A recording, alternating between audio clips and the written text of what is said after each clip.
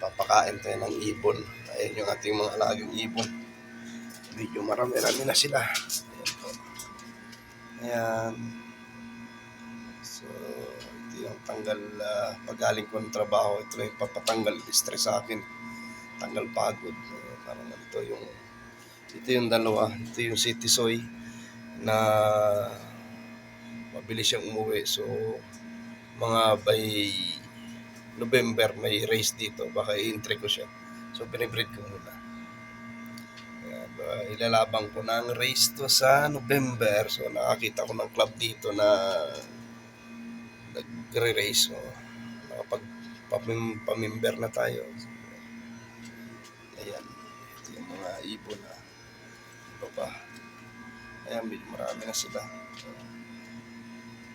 Ayan po. Ang medyo libangan lang natin. Ayan po, libangan lang.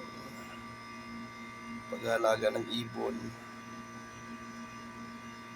Sabi nga pang tanggal pagod pag nakikita mo malulusog yung ibon mo. Nakikita mo na dumadami sila. So, tanggal pagod galing trabaho. Ayan po.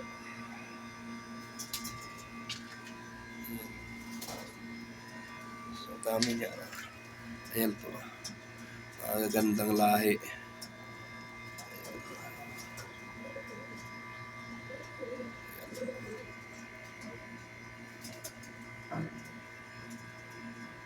Ayan po.